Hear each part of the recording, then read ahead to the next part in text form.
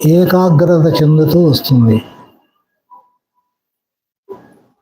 ఏకాగ్రత వలన మనలో ఉండబడినటువంటి విషయవాసనలు, సంస్కారాలు, కోరికలు ఇవన్నీ కూడాను అణగారుతాయి. అంటే అన్నీ కూడాను ఏమవుతూ వస్తాయి.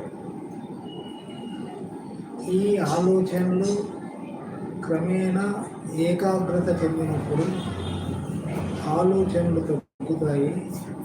వాటితో పాటు విషయవాసనలు, సంస్కారాలు, కోరికలు అన్నీ కూడాను లయమవుతూ వస్తాయి. లయమవుతూ వస్తున్నందువల్ల మీకు ఆలోచనలు లేని స్థితిలోకి వెళ్ళి ఇక ఏమీ చేయాల్సింది లేదు, ఇంకా తదుపరి వెళ్ళడానికి మనస్సు లేదు. అందువల్ల ఇదే నిజమైనటువంటి స్థితి అని చాలామంది భావిస్తుంటారు.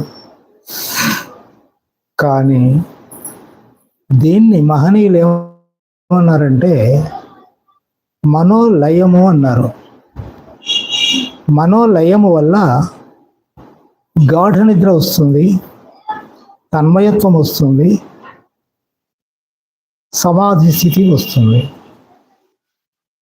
ఈ సమాధి స్థితి, తన్మయత్వము, లయం కావడం అనేటువంటిది మనసు లయమైనప్పుడు ఇవన్నీ కూడాను జరుగుతాయి. కానీ మనోలయంలో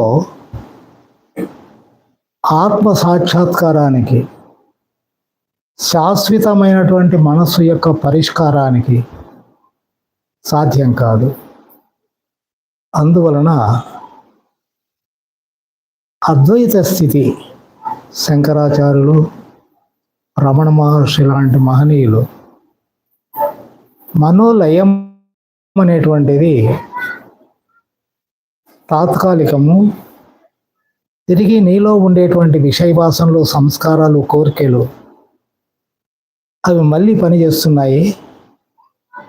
కాబట్టి మనోనాశనం జరగాలి. మనోనాశనం అంటే అది మనసు లేని స్థితి కాదు. మనసు లేని స్థితి మనిషికి సంభవించిందంటే మనసు విజృంభించే స్థితి కూడాను మనిషికి మామూలు అవుతుంది. మనోనాశనము అన్నారు. అంటే నీలో విషయవాసనలు, సంస్కారాలు, కోరికలు, శరీర భావన, జీవిత భావన, ప్రపంచం యొక్క గుర్తింపు ఇవన్నీ నీ మనసులో ఉన్నాయి. నా మనోనాశనము అని అంటే పసితనములో నీకు ఏవీ లేవు,